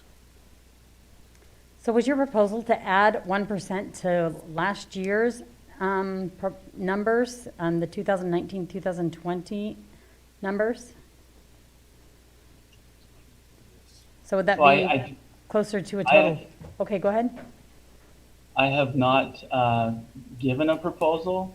Okay. The 1% here is just by way of information, and was open to discussion there. I just wanted to ask Mr. Christensen, to be clear, your comment was you would like to stay where we're at this year. Does that mean that we would, are you proposing or suggesting that we would be at the current year's level, which is down 320 kids? No, sorry, Kevin. So I think last year we stayed at 0, right? No increase. Our budget. Our budget, not our actual enrollment. Okay. But our budget last year, we assumed no increase because we knew COVID would impact it. So our budget last year was built on the same, gosh, maybe it wasn't budget, maybe it was a number of. The budget increased. Well, I don't. From 17,740 to 17,937. If you go to that slide, there, you can see the budget. Keep going. Yeah. So, well, yeah. Can we go back to that? Yeah. The next slide. The next slide, Kevin. There's your budget. Yeah. So, can you talk me through these bottom numbers down here? You bet. So let's just pick a year. If we take, let's do 18-19, the 17,683 is the average monthly student enrollment. And the next line down is 0.9, almost 1%. That's 0.9% higher than the prior year. Then you drop down to our budget of in 18-19 of 17,716 student FTE. That was our budget, and that is 32.6 students less more than what we actually brought in. So actual was 32 less than what we budgeted. Yeah. So our budget, if you look at the 2021 number of 17,937.8 and the 1920 number of 17,740.55, that's 1%. So we did increase our budget this year by 1% based on FTE enrollment, even though we had a Well, if I may point out, this current year budget, 2021, was built based on what we actually saw in 1920, the 17,938, and then that became our budget for the year. So we budgeted 0 growth over the prior year actual. Yeah. But we increased the previous year's budget by 1%. But we didn't increase this year based on last year's numbers. It was even. Yeah, so I think what you're, yes. Yeah, so what you're asking is, or what your numbers here are reflecting is a 1% growth over the 1920 actual enrollment. That is the example I gave if we were to consider some kind of growth. Just to give you an idea, 1% means this, and then if we wanted to have discussions about 3/4, half, 0, I'm open to that discussion. Kevin, does this help us determine how many teachers we hire? Does it help us determine those kinds of things? Are those numbers generated more by the kids enrolled by a certain time in the summer? Yes, to both of those. So it does. Our students are what generate our staffing units. Okay, so we do have ESSER funds, and I imagine that a drop in enrollment over what we predicted might be able to be used for that. I think that's important if we know if that's the case. But it does no service to our students to have to hire teachers at the last minute. That often equates to juggling kids around, sending them sometimes to different schools. I think it's really important that we are conservative with our estimates because it can really affect our budget, but I also feel like it's very important that we try to minimize changes. Our kids have had enough changes.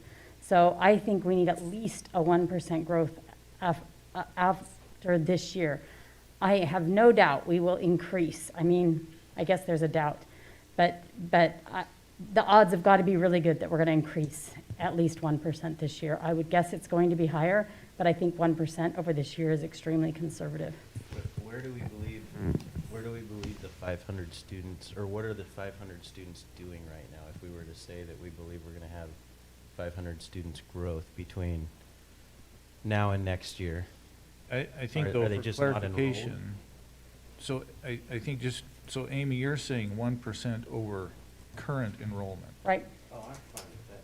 Yeah, which is less than. No, I'm not ready to go 3%, and it would be about 3% to go about 3% if we did it from 1921. That's what I figured. And I'm not ready to say a 3% growth rate over this year, though I feel like that's probably where our numbers are going to be. I think conservative would be 1 to 1.5% over this year's growth. I don't want to be super short on teachers, and I don't want to hire substandard teachers to teach our students when we do get 500, because that isn't unprecedented. And when we see building like is happening right now, it would be interesting to see the county numbers, but we usually see big spikes in growth. I agree with the 1%. Even our boots on the ground, our teachers and staff are saying, they're recommending that.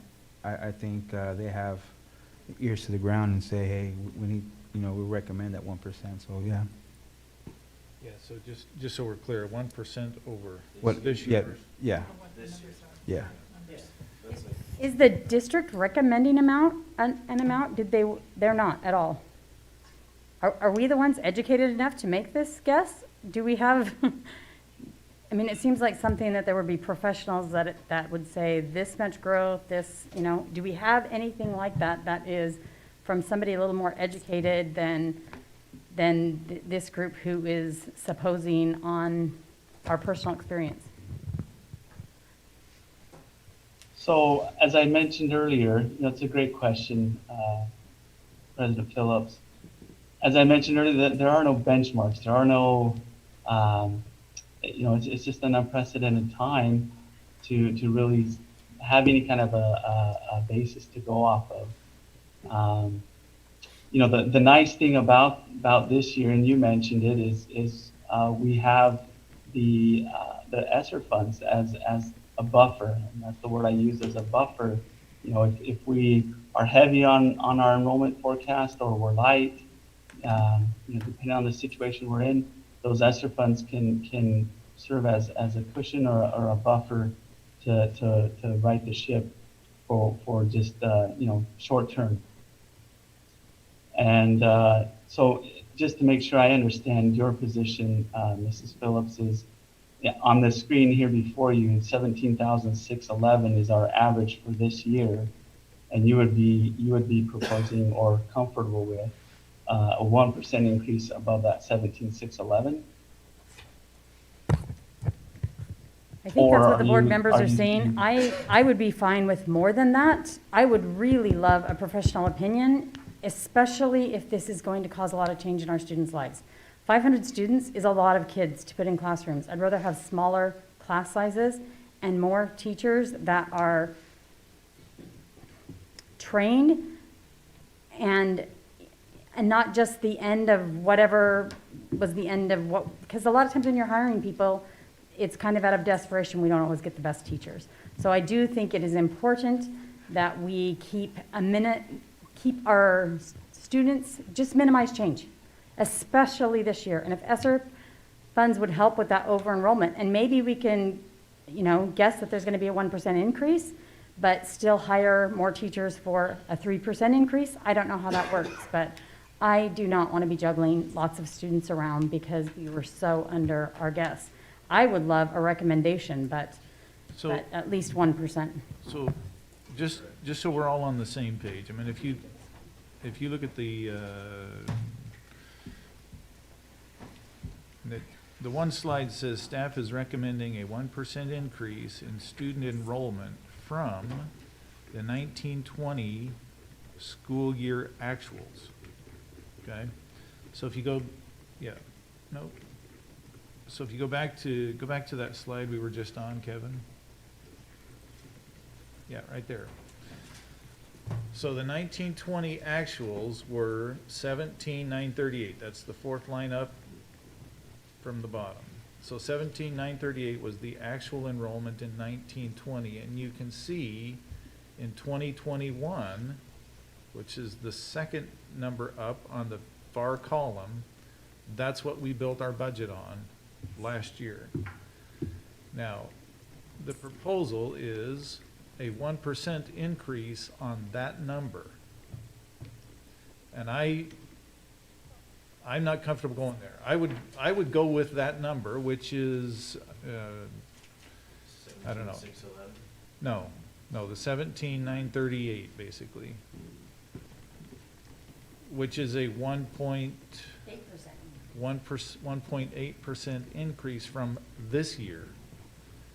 That's less than the recommendation of 1% over the 17,938, but I think it's reasonable. It gives us some funds. It gives us some growth. We have ESSER funds that we can backfill if we need to. And it's, I think it's conservative, but I think it's reasonable. But I would agree. I have no arguments with that. I agree. So I don't know if you're looking for, are you looking for a number, Kevin, or are you just looking for some input and comfort level of the board members? Input and comfort level. I think I've got what I need. Okay. Thank you all for that discussion. Well, thank you, Kevin. I think nobody knows. It's hard to say. I agree with Mrs. Phillips. We don't want to be short, but I don't want to be too optimistic and then have to come back and Sure, cut understood. back. So. Any other comments from anybody else before I move on? Just a few more slides and then I'll get out of your hair. Speaking of ESSER funds, I wanted to update the board on the district's plan for spending our ESSER 1, 2, and 3 funds, and this is over the next 3 years. Each of our allotment has a different expiration date, and our final ESSER 3 funds will expire in August of 2024. So we'll be keeping in mind a plan over those three years as we spend these funds. And you can see the different activities, the different anticipated and estimated amounts. This is not an exhaustive list, but it's kind of where we're at right now. So I just think that's important that you are aware of that spending plan. By way of information, we've also updated our calendar. Originally in prior presentations, I had June 22nd as our board adoption and public hearing, but we've pushed that out to July 27th. We'll have another presentation on June 22nd at a study session, and then a brief presentation at that same board meeting. We'll advertise for and invite the public to participate in our budget hearing starting July 13th and July 20th. And then we'll have that board meeting on July 27th where we'll have that public hearing and anticipated final adoption if we're at that, if we're all on the same page at that time. So that is the end of my presentation. I appreciate the information, the input, your insights, questions, comments, concerns, and we'll bring those back and have additional information for you at our next board meeting. And I would turn it back to President Phillips or any of the board members that have questions on the answer. Thank you, Mr. Haddon. Are there any more questions or comments? I have a question, Kevin, back on the ESSER funds, and I don't need an answer tonight, but it would be, I like the way these look. I think, I guess my only question would be down the last two, so shift in staff responsibilities to address COVID, $10 million approximately, and then continued expenses in 22 and 23. If we could get a little bit more of a breakdown on those at some point. You bet. Okay, thank you. And thank you for putting this together, Kevin. I appreciate it. It's very helpful. My pleasure. You know, I just appreciate everyone's comments and participation. It's truly a team effort. I've got great staff, and then our district administration, the board. You know, we'll get through it together. Thank you. Are there any other comments or questions? Okay, moving on to future agenda items. So the budget for 2021, 2022 will continue to be a topic at our next board meeting. We've scheduled to spend time in our study session or retreat prior to the board meeting. And then during the actual board meeting, we'll have a transportation project update. We'd like to adjourn for the summer with the board having full knowledge about where that particular project is at, because that will be well underway in the fall. So we're excited about that. And then during the actual board meetings, Kevin will do a brief summary of the study session in public for those who don't tune into our study session, so that the public is well aware of the budgeting process. So at this point, those are the items that are scheduled. However, as board officers, I would expect that we'd have some conversation about when to schedule the follow-up conversation about district annual objectives. So it may be at this meeting, it might not be till the meeting in July, but that would be an upcoming agenda item that I would foresee. Great, thank you. Moving on to communications. I think I'll end with the girls tonight because I think they have lots of exciting communications and theirs are more fun. So we'll start with Mrs. Lankin. I just want to thank all of the teachers and all of everyone that's participated in the help of all of our students and allowing them to finish out the school year, and helped all of our seniors being able to graduate and participated in all of the graduation. It's exciting to have our students being able to participate in graduation ceremonies this year, because we had such a rough year last year. And I know our students here are excited to attend graduation, and I'm really thankful for everyone that's helped our students and our families being able to allow that to happen this year. And everyone that's helped our students this year, all of our teachers, all of our custodians, all of our in the cafeterias, and everyone that's helped our students this year. It's been a big lift for everyone, and I just appreciate everyone that's helped our students this year. It's been a big help, and it's helped all of our families and all of our students, and our students for participating and helping. It's been a great end to the year. So I'm thankful for everyone that's helped. Yeah, I'd like to piggyback on that. That's definitely, this year was some craziness going on, but everybody was flexible. Everybody went in. Everybody did their job. Everybody was focused on the kids. Bottom line were the kids. And so, man, just thankful for everybody and their hard work, and especially transportation. I know they were just going off and on, rescheduling, flexible. They just did awesome. Teachers are awesome. Getting everything ready after the break was over. It's like, we can't do it, it's hard, but everybody pulled together and they did it. So your hard work is noticed, and we thank you for everything. So thank you, Sherry, for starting that. Also, I was honored to accompany the great Steve Christensen to a school at Pasco High School, and it was a really good time there. We sat with the principal there and Mr. Stickle, and it was awesome to hear how things are going there, and how the staff are feeling, and it was just a great conversation, and it was I felt young again walking through the hallways of Pasco High School. I tried to race Steve, but I won and he lost. But it was a good thing.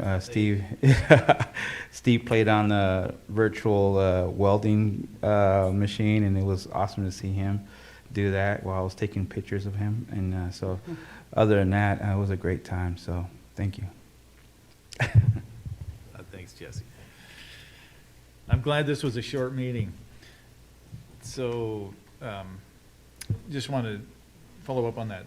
Yeah, Jesse and I were able to go visit with Mr. Stickle, and I had a great visit with him to see some of the good work that's happening there at Pasco High School. And in our study session, or our retreat earlier today, we talked about goals. And one of the things that came up was the need for additional school buildings. Our high schools are crowded. I was able to go to Chiawana as well and visit with Mr. Wallwork there and see some of the great work that is happening there. This is his last year there. He's gone in a couple of weeks here, but he's done some great things there. We'll miss him. And same thing there. The number of portables, the number of students being served by those buildings is incredible. We need new facilities, and I know it's a difficult lift, especially in this environment, but I think it's time we start that conversation. And finally, congratulations, young ladies. I look forward to being with you guys at graduation. Unfortunately, we're limited on space, so we won't be to everyone, but congratulations. Well deserved. Thank you for serving with us, too. Yeah, gosh, it's almost been 2 weeks now, but I believe it was after our last board meeting. We had the dedication over at Stevens Middle School. Many board members were able to attend along with the community. Great presentation by Stevens staff. It really made us look back, you know, at how far we came just to pass that bond. As Mr. Christensen said, it's time to start talking about a bond again. That was back in 2017, so almost 4 years ago. And just thinking about how there was some, you know, community discussions, community discord about what was on the bond, but we pulled together as a community, you know, passed that bond, just opened the last of our new schools here, our 4 new schools, or 3 new schools, sorry, and how far we came as a community, just thinking of us all, you know, back in 2016, 2017, walking through the old Stevens, talking to the community, hearing about how important a new Stevens Middle School was, along with the other schools that were built there, having dinners there, talking to people some more, you know, failing a bond, going through that whole process. But even though there were disagreements on what should be in that bond, came together as a, you know, a board, a district, a community, and passed that bond. So it was a great celebration to open that last school on that last bond there. And then, as the other board member said, congratulations to our representatives here. We, as a board and as a district, have eight graduations coming up from Thursday through Saturday. 3 each at Pasco and Chiawana, and we have 1 at Delta and 1 at New Horizons. So we as a board have broken those up. Some of us will be on the stage for several of those. Some of us may be on the stage for, you know, all of them or the majority of them. But we wish you, if we don't get to see all you guys graduate, we wish you guys the best in your family time on Saturday or friend time, and hope that you enjoy that. We would love to be at all of them, but we simply cannot accommodate those numbers with this current COVID restrictions. So we do congratulate you. We might not be able to see you graduate, but we are grateful for your companionship. You know, just to piggyback off what some of my fellow board members have said, when I went through Stevens on that day, it was an incredible presentation. It's so good to see the students present and the pride. Walking through Stevens Middle School, I don't know, it just gave me a sense of pride. There is a feeling there that is incredible, and a spirit there, and it was really fun. But it was also hard to see the library turned into 2 classrooms because they're already so short in space. We built Stevens to be, I believe, 200 students bigger than the capacity that it was originally. And they are putting in 8 classrooms next year, and the principal there told me that's about half of what they need. We've also approved new portables for Ray Reynolds Middle School, and I know that both McLaughlin and Ochoa are also overcrowded. We're just seeing a lot of growth in our secondary schools, and we really need another middle school, and we really need another high school.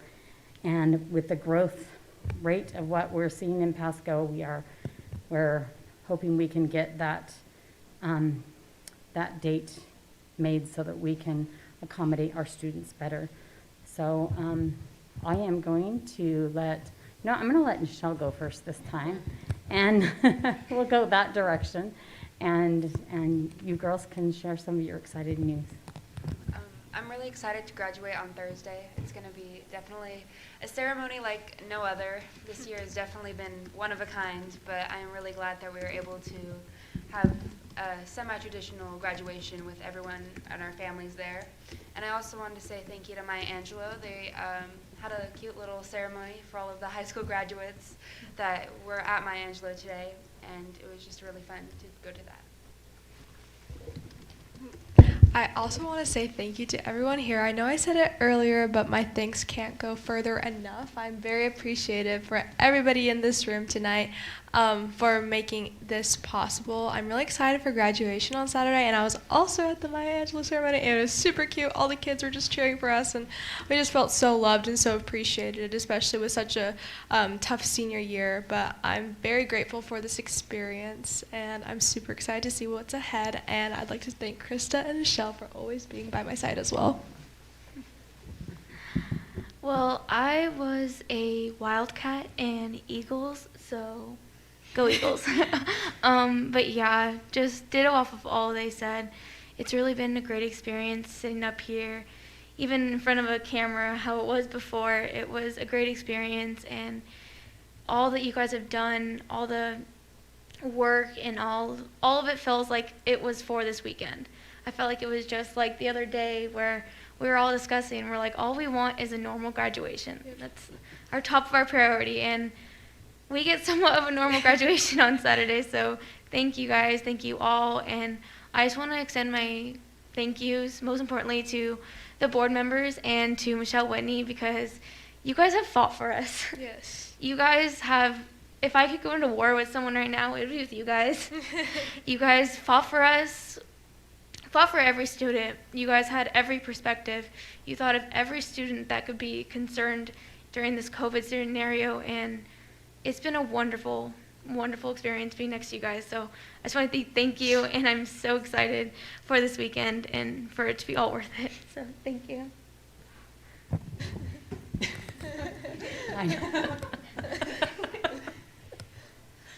I know that I think we're all a little teary-eyed after that. Thank you. We appreciate that vote of confidence too, and it was, anyway, we are grateful for you.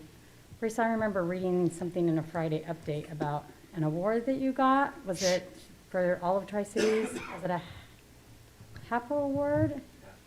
Yes, I received the HAP award, and also I was selected as the Mayor Scholarship from the CQC of Washington State. So only 6 students. That's fantastic. Congratulations. Thank you. I want to share too, maybe. So just I wanted to highlight Breesa's award from the mayor. Not only is that amazing for Breesa, but out of the last 5 years, 3 of those students have been from Pasco School District, and it is a statewide award. So not only a testament to Breesa, but the students who came before her, and an amazing just evidence of our school district and the hard work and dedication of our staff. So congratulations to Breesa. Thank you. Woohoo, another win for Pasco. That's fantastic. Steve? I was just going to say, so Breesa was also the keynote speaker at the Tri-Cities Latino Community Network June luncheon. And I tuned in for that. I got to tell you, I don't think I'm going to grow up much more, but when I get big or mature, I hope I'm as accomplished as Breesa is at her young age. She is quite an accomplished young lady, so congratulations. Thank you. You know, all of these girls are going to go on to live successful lives and be contributed members of our community or whatever communities they live in. And so thank you for representing our Pasco schools so well this year. So Board President Phillips, we are requesting an executive session under 4231-10-1B for land sale and G for personnel. We're expecting it to take approximately 60 minutes. Thank you. So, our session is recessed into executive session for 60 minutes.